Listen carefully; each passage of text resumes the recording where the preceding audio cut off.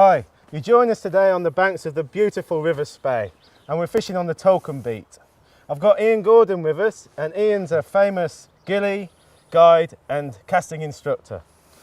And the aim of the video is to explain about basic introduction to salmon fishing with the fly. So the first thing we're going to look at, Ian, is the actual tackle required for fly fishing for salmon. Sure. And the first thing we should talk about is the rods. Yep. And I've got a selection of our Oracle rods here in different lengths. Yep. What length rod should we look at when we're fishing on a river such as the Spey in these conditions? Well, I mean, we're talking about the spring of the year, James. Rivers are a wee bit high, and so the most common rod would be like a 15-foot rod. Okay. Nice, easy action 15-foot rod. You don't want to get into none of these like fast action stuff too early. Okay. But a nice, easy So action. different rods have different actions. Absolutely. For different capabilities and different situations. For sure. And this is a rod that will be well suited to a beginner. Absolutely perfect. And how about if I was fishing with a son, a younger angler, or maybe a lady? Would you recommend a 15-foot rod as well? No, not so much a 15-foot rod. I think when you're young and you're coming to the sport first, I think, well, depends how young, of course. I mean, you could be a toddler and come to the sport, then you're going to need a very small rod. But as a sort of teenager coming to the sport first, something between 13 and 14 feet is ideal. That's going to be, that little bit shorter length is going to be more manageable for them and help them with their casting. For sure. Okay, and another question, been a bit stupid, but why do you use a double-handed rod when you're fly fishing for salmon? I mean... Well, again, you can see here the width of the river that we've got. So in this case, we're trying to cast maybe 20, 25 yards of line, you know. Yeah. So with a single-handed rod, that becomes quite difficult. With a double-handed rod, you've got these lines that are slightly heavier. Yeah. And so the double-handed rod makes it just that much easier to work with. So it just makes the mechanics of casting and fishing a bit less tiresome, I guess. Absolutely. You'll get fresh by the end of the day. So that's the rod. Hopefully. So the next, most important thing is the reel. Yep. And you can notice with a salmon fly reel that they're quite big. Yep. And that's because, why is that, Ian? Is that because the fish are big, or? Well, I mean, if you imagine we're looking away down there, James, you imagine hooking a fish here and he decides to take off down there. I mean, it's not common that they're going to do that, but sometimes they can, you know. So it's good to have a good amount of backing on your... So how much backing would you put on a Well, I would have nothing less. For fishing in the UK, I would have nothing less than 100 metres. Wow. Backing between maybe 25 and 35 pound. Okay, and then we've actually got a specific line that we're using for salmon fishing as well. Yep. And I know there's a bewildering array of different lines. It's confusing, but what we've picked today is a Oracle short head line. Yep. And I understand that that's a line that's well matched to guys or beginners, and also people that maybe don't need to cast a long way. Yeah, I mean, when I was young, all that we had was a double taper line, which is a big long line. And to control on the end of a double-handed rod, which, if you've never used it, is difficult anyway, you know, a big long line was much more difficult than the short lines that we now have. Fantastic. So would you say that the gear nowadays, the way it's evolved, is more suited to beginners? Much to help more. People cast? Because I've got to admit, I mean, it is quite daunting. It's a beautiful thing, the Spey casting, but it is the difficult aspect of the sport, isn't it, to get into? For sure, you know, until you get the basics right, then it's like any other sport. It's quite difficult. But once you're shown the basics to begin with, very, very easy, I can promise you, and especially with the new lines and rods that are available today. And I mean, you work with a lot of beginners when you're doing your casting instruction and your guiding. What about the different types of lines? Because I understand that you've got lines that float, lines that sink, and then lines that really sink. Sure. Can you just explain very briefly about the different types of lines? I mean, generally speaking, it's about your fishing scenario again, you know. But if you were a beginner, for sure, and you're just starting out with the sport, you'd be looking at a floating line to begin casting. A floating line for sure. Once you get into the fishing aspect of it, then to add to that floating line, maybe sink tips, maybe, you know, fast sinking lines, that's probably something that you would look at later. But certainly if you were looking for a piece of kit, as a starting piece of kit, you'll be looking for a floating line, nice and easy action rod, and that's perfect.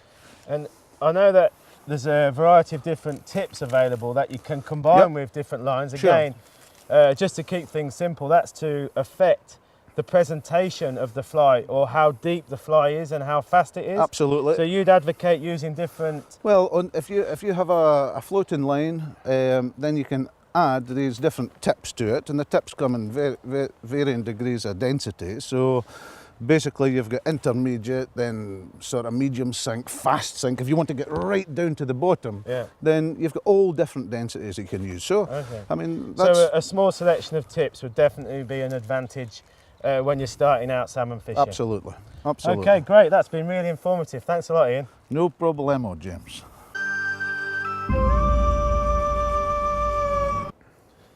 Okay, Ian, the next thing I want to talk about is flies. Yep. And there's a bewildering array of flies available to the fishermen. There sure is. But we want to try and keep it simple. Yep. So maybe we could pick out 2 or 3 different patterns of flies that you like to use, different times of depending year. on different conditions and different times of the year. Sure, sure. So the first group really, I suppose, is tubes. Yep. Well, so what's a tube fly all about? Well, a tube fly, we can add some bulk to a tube fly. If we're fishing in the springtime when the water's cold but also high, we want some bulk into our fly when we're fishing it deep, you know. So generally speaking, and we always generalise about flies because you just never know. There are some salmon anglers out there who will even fish small flies and be quite successful in small flies in the spring. But generally speaking, we tend to use these big tube flies springtime if we're fishing maybe sinking lines, cold water, high water. Okay. That's what we're looking at. So you're using a bigger fly. Bigger fly with more bulk. You'd also match the colour, would you, of the fly to the conditions? Well, I mean, here on the Spey today, I would be looking at colours that I've used for years and been successful for years. And this one is actually a really, really good one because it has all the main colours, yellow, orange and black. They work really well, you know. Okay, that's so a good it doesn't really matter what way they go together, as long as it's yellow, orange and black. Some really famous flies tied with that. So we've got the first group, which we call tube flies. Yep. Typically bigger flies that you use in higher water, colder conditions. Yes. How about in the summer, maybe when the river's low, clear, the water temperature's higher? Yep. You tend to change to a different fly then? Yeah, yeah. You would then go, I mean, you can go with very low water and clear water. You can come to this sort of chap here. So that's like a double, tied in a double hook. And I noticed that's actually quite sparsely dressed, isn't it? Very interesting, because when you've got low water, James, you want to get quite a lot of movement on your fly, and you don't want a big bulky fly like that to get movement. The less hair you have, the more movement that you're going to have in that fly. It's, for me, one of the real major points when you're fishing low, clear conditions. So you want a lightly dressed fly. But here, again, it's not to say that I couldn't take that and I could fish it in a very different way, which we'll talk about later on. But I could fish that in the same water in a very different way and not take a fish. Of course you can. But generally, that's the amazing thing about salmon fishing, incredible. Isn't it? Incredible. And I'm really intrigued about these little tiny trebles that you've got here. Ah, there. That's a tiny little fly. I mean, you wouldn't use that for salmon, would you? Yeah. I would use that in very low and warm conditions, and I'd fish it in the head of a pool where you get plenty of movement with the choppy water on the top of the pool where there's oxygenated water, and I would be fishing that. But when you're fishing a fly of that size, what you have to think about is again something we said earlier, and that is the size of the nylon, the diameter of the nylon. So you've got to match the nylon to the size of the fly. Diameter to the size of the fly to make it work correctly. Absolutely, to give it movement in the water. Pick us one more fly, maybe for the back end. Well, so at the end of the season. All these ones here, look, down here, they're nice back end flies. And again, it's not to say that they won't work in the spring. Of course they'll work in the spring. But what about colours for the back end? Do you have a preference to colour, or do you think it matters? Again, you tend to err more on the side of like red, orange at the back end, but salmon fishing being salmon fishing, I mean, that is a favourite fly of mine. What's that one called, Ian?